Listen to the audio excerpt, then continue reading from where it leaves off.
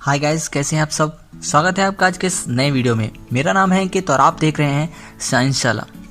दोस्तों, आज के इस वीडियो में हम क्लास 10th के लाइफ प्रोसेस जो चैप्टर है बायो का, वो जो चैप्टर 6 है, उसका पार्ट 2 कवर करने जा रहे हैं। इस पार्ट में हम न्यूट्रिशन इन ह्यूमन बीइंग को समझेंगे, जानेंगे और सीखेंगे। इससे पहले मैं जो लाइफ प्रोसेस का चैप्टर उसका फर्स्ट पार्ट बना चुका हूँ। उसमें मैंने ऑटोट्रॉपिक और जो हेटरोट्रॉपिक न्यूट्रिशन है उसके बारे में बात की है। आप आई बटन पर क्लिक करके उस वीडियो को देख सकते हैं। ठीक है, तो बिना देर किए वीडियो को शुरू करते हैं। अगर वीडियो पसंद आए तो लाइक करें, अपने फ्रेंड्स के साथ इस वीडियो को जरूर शेयर करें और ऐसी ही रेगुलर वीडियोस के लिए हमारे चैनल साइंस शाला को सब्सक्राइब करें। दोस्तों, आप सभी को ये बात तो पता ही है कि जो हमारी ह्यूमन बॉडी है वो लगातार ग्रो करती है। ठीक है, हमें जीने के लिए, सर्वाइव करने के लिए, ठीक है, अपने आप को कभी चोट लगने पर हील करने के लिए भी समय समय पर अच्छी तरीके से हमें बॉडी में न्यूट्रिशन की ज़रूरत पड़ती है, जिसकी वजह से हमें एनर्जी मिल पाती है।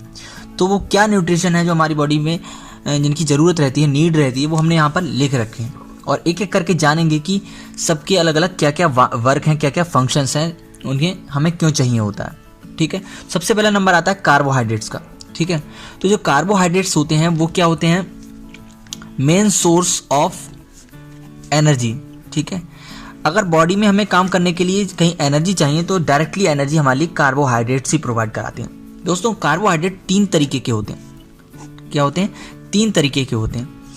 पहले होते हैं मोनोसैकेराइड्स। ठीक है, मोनोसैकेराइड। दूसरे होते हैं डाइसैकेराइड। ठीक है, और तीसरे होते हैं पॉलीसैकेराइड। ठीक है, तो मोनोसैकेराइड, डाइसैकेराइड और पॉलीसैकेराइड, इसका क्या मतलब है? दोस्तों, हम मान लेते हैं कि कार्बोहाइड्रेट ऊर्जा के पैकेट होते हैं। हम मान लेते हैं कार्बोहाइड्रेट ऊर्जा के पैकेट होते हैं। तो मोनोसैकेराइड वो होते हैं जिनमें केवल एक पैकेट होता है। डाइसैकेराइड वो होते हैं जिनमें 2 पैकेट हो सकते हैं, छोटे छोटे 2 पैकेट मिलकर जो स्ट्रक्चर बनाएंगे वो डाइसैकेराइड बोला जाएगा। और बहुत सारे छोटे छोटे पैकेट मिलकर जो स्ट्रक्चर बनाएंगे वो पॉलीसैकेराइड बोल दिया जाएगा। ठीक है, तो मोनोसैकेराइड के जो टाइप हैं या जो एग्जाम्पल हैं वो है ग्लूकोज एंड फ्रक्टोज। तो अब आपको क्लियर हो गया होगा। आप समझते हैं कि जो ग्लूकोज पियो ना, ग्लूकॉन डी वगैरह जो आता है उसमें ग्लूकोज होता है। जब भी कभी हमें लो फील होता है, जो एनर्जी नहीं रहती है बॉडी में, तो हमें ग्लूकोज की बोतल वगैरह चढ़ाई जाती है। तो अब आपको समझ में आया होगा। तो ग्लूकोज जो है वो क्या है? सोर्स ऑफ एनर्जी है जो हमें डायरेक्टली एकदम से इंस्टेंटली एनर्जी प्रोवाइड करा पाता है। तो ग्लूकोज एक अकेला एनर्जी का पैकेट है, समझ लीजिए, एक अकेला कंपाउंड है, एक मॉलिक्यूल है जिसमें और ज़्यादा पैकेट नहीं मिले हुए हैं। ठीक है, फ्रक्टोज अकेला है। अब डाइसैकेराइड पर अगर हम आए तो यानी इसका मतलब क्या होगा? 2 छोटे छोटे पैकेट मिलकर एक नया पैकेट बनाएंगे। समझ लीजिए, मैं इसी तरीके से समझाने की कोशिश कर रहा हूँ। आपके समझ से ये थोड़ी बाहर की चीज़ें होंगी, लेकिन आगे जाके आप पढ़ेंगे तो ये क्लियर होने लगेंगे। ठीक है, तो अब क्या होता है डाइसैकेराइड? उसके एग्जाम्पल कौन कौन से दोस्तों? Sucrose, lactose and maltose. अब पॉलीसैकेराइड की बात आए तो ये बहुत इंपॉर्टेंट है। पॉलीसैकेराइड जो होते हैं वो क्या होते हैं? 3 होते हैं मेन। तीनों के अलग अलग फंक्शंस हैं। एक होता है स्टार्च। ठीक है, इसे आपने सुना होगा, पिछली वीडियो में हमने इसके बारे में बात की थी। दूसरा होता है ग्लाइकोजन, इसके बारे में भी हमने पिछली वीडियो में बात की थी, आई बटन पर क्लिक करके आप देखिए। और तीसरा होता है सेल्यूलोज। ठीक है, अब देखिए स्टार्च क्या होता है? स्टार्च पौधों में जो खाना बनता है, जब पौधे खाना जो बनाते हैं, फूड बनाते हैं, वो जब खर्च नहीं कर पाते तो स्टोर रूम में उसको स्टोर करके रख लेते हैं। तो वो स्टोर की हुई क्या होती है? स्टोर किया हुआ कार्बोहाइड्रेट कौन सा होता है? स्टार्च। पौधे बनाते क्या है? फोटोसिंथेसिस से ग्लूकोज बनाते हैं, लेकिन वो स्टोर किस में हो जाता है? स्टार्च की फॉर्म में स्टोर हो जाता है। और हम भी क्या बनाते हैं, क्या जनरेट करते हैं खाना खा के? ग्लूकोज जनरेट करते हैं, लेकिन हम किस फॉर्म में स्टोर करते हैं? ग्लाइकोजन की फॉर्म में। जब हमें वो नहीं चाहिए होता है, उसकी नीड नहीं होती, तो वो ग्लाइकोजन में स्टोर हो जाता है। ठीक है, तो ये क्या है?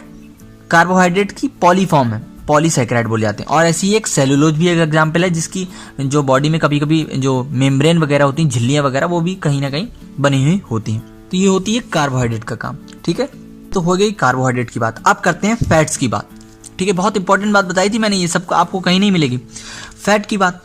फैट क्या होती है? वसा। ये 2 तरीके की होती है।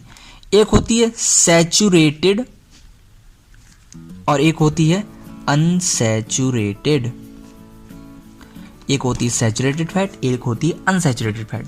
दोस्तों सैचुरेटेड फैट वो होती है जो हमारे लिए जानवरों से मिलती है, ठीक है, जो एनिमल फूड होता है उससे हमें मिलती है, ठीक है, मांस वगैरह होता है जो, ठीक है, अंडे वगैरह होता है, उसमें सैचुरेटेड फैट आती है। जो अनसैचुरेटेड फैट होती है वो प्लांट बेस्ड फैट होती है, जो पौधे वगैरह होते हैं, ठीक है, ऑयल वगैरह जो होता है वो हमारी अनसैचुरेटेड फैट होती है। तो वो हमारे लिए बॉडी के लिए हेल्पफुल होती है क्योंकि वो जल्दी ब्रेक डाउन हो जाती है, जल्दी टूट जाती है और बॉडी में एकदम से जाकर नहीं लगती। इससे जो है बॉडी में फैट की मात्रा कम रहती है, ठीक है, बॉडी लीन रहती है। लेकिन सैचुरेटेड फैट जल्दी ब्रेक डाउन नहीं होती, इसीलिए वो थोड़ी सी हानिकारक मानी जाती है। अब बात करते हैं प्रोटीन्स की। दोस्तों प्रोटीन्स जो होते हैं वो किससे मिलके बने होते हैं? अगर प्रोटीन्स की बात करें तो वो मिलके बने होते हैं एमिनो एसिड से मिलकर बने होते हैं। जो दोस्तों हमारी बॉडी के लिए कुछ एसेंशियल अमीनो एसिड होते हैं जो बहुत ज़्यादा ज़रूरी होते हैं। ये अमीनो एसिड 21 टाइप्स के होते हैं, ठीक है, कितने होते हैं? 21 टाइप्स के अमीनो एसिड होते हैं। तो जब भी कभी प्रोटीन का ब्रेकडाउन होता है तो वो अमीनो एसिड्स में होता है, और बहुत सारे अमीनो एसिड अगर मिल जाएं तो वो किसका निर्माण करते हैं? प्रोटीन का निर्माण करते हैं, ठीक है। ऐसे ही जो कार्बोहाइड्रेट्स हैं वो बहुत सारे अगर कार्बोहाइड्रेट मिल जाते हैं तो पॉलीफॉर्म बना लेते हैं, और भी बहुत सारे कार्बोहाइड्रेट मिल जाए तो वो क्या बना लेते हैं? फैट बना लेते हैं, ठीक है। इस तरीके से अगर फैट ब्रेक डाउन होगा तो किस में ब्रेक डाउन होता है? कार्बोहाइड्रेट्स में, यानी कि ग्लूकोज की फॉर्म में ब्रेक डाउन हो जाता है। तो ये सब चीज़ें एक दूसरे से मिलकर बनी हुई हैं, ठीक है। ये हो गई प्रोटीन्स की बात। दोस्तों सॉरी मैं यहाँ पे आपको बताना भूल गया सबका वर्क क्या है। दोस्तों फैट का वर्क होता है बॉडी को एक प्रोटेक्शन प्रोवाइड कराना, एक लेयर प्रोवाइड कराना, ठीक है, एक रक्षा कवच तैयार करना बॉडी की जो बोन्स होती हैं और जो मसल्स होती हैं उन पर, ठीक है। लेकिन एक्सेस ऑफ फैट्स बॉडी के लिए हानिकारक होती है, जिससे ब्लड फ्लो कम हो जाता है, ठीक है। और जो प्रोटीन का काम होता है उसका काम होता है बॉडी की बोन्स को सपोर्ट प्रोवाइड कराना और जो चोट वगैरह होती है उनको हील करना, ठीक है। प्रोटीन्स का काम होता है। प्रोटीन क्या होती है? मसल मास बढ़ाती है, बॉडी में मसल को बढ़ाती है, ठीक है। अगर विटामिन और मिनरल्स की बात करें तो आपको पता है कि बॉडी में खाने का डाइजेशन करने के लिए एंजाइम्स होते हैं, और बॉडी की जो बायोकेमिकल रिएक्शन होती हैं वो हार्मोन्स वगैरह या हमारी जो अंदर की जो प्रोसेसेस होती हैं वो हार्मोन्स और एंजाइम के द्वारा कंट्रोल की जाती हैं। लेकिन जब भी कभी हार्मोन या एंजाइम्स का इम्बैलेंस होता है तो वो किसकी वजह से होता है?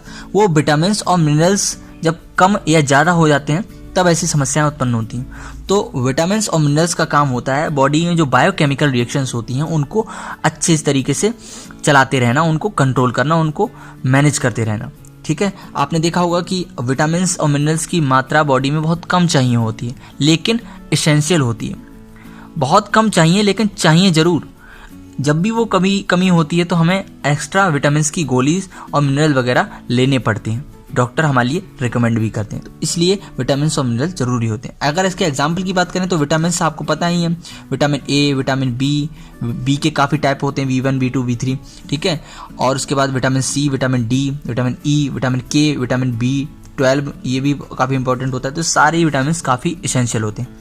और अगर मिनरल्स की बात करें तो मिनरल हमारे सोडियम हो गया, सोडियम है, कैल्शियम है, पोटेशियम है, मैग्नीशियम है, जिंक है, ये सारे क्या हैं? मिनरल्स हैं। ये भी बॉडी को मजबूती प्रदान करते हैं, ठीक है। और अगर वाटर की बात करें तो वाटर क्या करता है? हमारे ब्लड में जो हमारे न्यूट्रिएंट्स होते हैं उनको सप्लाई कराता है, ठीक है। किसका काम करता है? एक मीडियम का काम करता है ब्लड के थ्रू पहुंचाने का, ठीक है। और बॉडी का टेम्परेचर भी मेंटेन रखता है, ठीक है। तो इस तरीके से सारी चीज़ हमारी बॉडी में ज़रूरी होती हैं। और अगर फाइबर की बात करें तो हमारी टिश्यूज़ मसल्स में जो मजबूती प्रदान करता है, सपोर्ट देता है उसको, और साथ ही साथ बॉडी में डाइजेशन भी अच्छा रहता है। इस तरीके से सारी चीज़ें हमारी बॉडी के लिए ज़रूरी होती हैं। तो ये एक बेसिक आइडिया था कि न्यूट्रिशन क्या होता है, ठीक है, न्यूट्रिएंट्स क्या होते हैं, हमारी बॉडी में क्यों ज़रूरी हैं, सबके अलग अलग क्या क्या फंक्शंस हैं। तो आज की वीडियो में इसको हम इतना ही रखते हैं। जैसे जैसे हम इसके पार्ट बनाते रहेंगे सारी चीज़ों को एक एक करके और ज़्यादा डीप में समझते रहेंगे। वीडियो काफ़ी लंबी हो जाएगी अगर मैं सारी चीज़ों को और ज़्यादा थोड़ा एक्सपेंड करने लगा तो, ठीक है। अब अगली वीडियो के पार्ट में हम इन सारी चीज़ों का डाइजेशन अपनी बॉडी में देखेंगे कि कहाँ किसका डाइजेशन होता है, कैसे होता है, कौन से एंजाइम उसमें पार्टिसिपेट करते हैं, ठीक है। तो इस चैनल को सब्सक्राइब जरूर कर लें, बेल आइकन को जरूर दबा लें, वीडियो को लाइक करें, अपने फ्रेंड्स के साथ शेयर करें। मैं मिलूंगा हमारी अगली वीडियो में, तब तक के लिए गुड बाय।